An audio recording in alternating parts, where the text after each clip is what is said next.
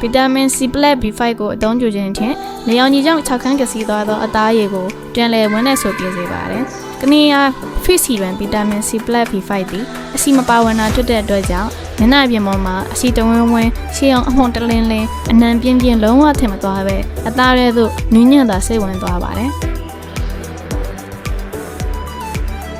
ကနေ့အား fish စီတွင်သည် quality ကောင်းမွန်ပြီးထိရောက်ကျိုးရှိသော active natural ingredients များဖြစ်သည့်ရုပ်ဖြိုလှပစေသော hydrolyzed collagen မျက်နှာကိုမလက်တောက်ပစေသော ethyl ascorbic acid နူးညံ့ချုံးပွေစေသောအလန်တိုယန်ကဲ့သို့သော natural ingredients များပါဝင်ဖော်ဆက်ထားတဲ့အတွက်ကြောင့်မျက်နှာတွင်စီသောအမဲစက်များအသားရည်မညီမမျှဖြစ်ခြင်းများကို14ရက်တစ်လမှစ၍ဝင်းပကြည်လင်ကတည်တည်နှိပြုခြင်းအကျိုးကျေးဇူးများရရှိစေပြီးဆုံးရှုံးသွားသောရေဓာတ်ကောလာဂျင်လူပြိုလန်းဆန်းစေသောဓာတ်များကိုအသက်တဖန်ပြန်လည်ပိုင်ဆိုင်ရရှိသွားမှာဖြစ်ပါတယ်။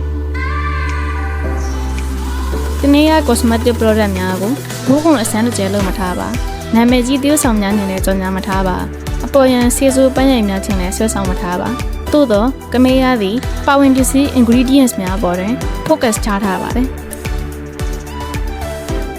ကနေ့က cosmetic product များကိုအာမခံချက်အပြည့်နဲ့ရောင်းပေးပါတယ်။ဒိုရီယာမှာဖြစ်စေမြန်မာပြည်မှာဖြစ်စေ quality အတူတူပဲဖြစ်ပါတယ်။ဒေါ်လာရောရောင်းချနေတဲ့ product တစ်ခုကိုတင်းတင်းညှက်တဲ့မြန်မာငွေနဲ့ရောင်းပေးနေတာဖြစ်ပါတယ်။14ရက်မှတစ်လအတွင်းတိကျပြောင်းလဲလာပမှုကိုရရှိမှာဖြစ်ပါတယ်။အကြောင်းလဲမှုဆိုပါကဝယ်ယူထားတဲ့ငွေပြန်အမ်းပေးမှဖြစ်ကြောင်းကိုရေခဲကြီးအာမခံပေးပါတယ်။ကနေ့အလှကုန်များကိုသုံးဆွဲသူတိုင်းစိတ်ချစွာသုံးဆွဲနိုင်ရန်နိုင်ငံတကာစံချိန်စံညွှန်းနဲ့အညီ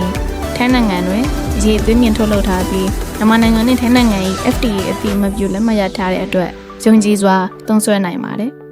။သုံးဆွဲသူတိုင်းကိုလှပစေချင်တာကနေရရဲ့ချစ်ချင်းမြတ်တာပါ။လှပခြင်းရဲ့သင်္ကေတကနေရ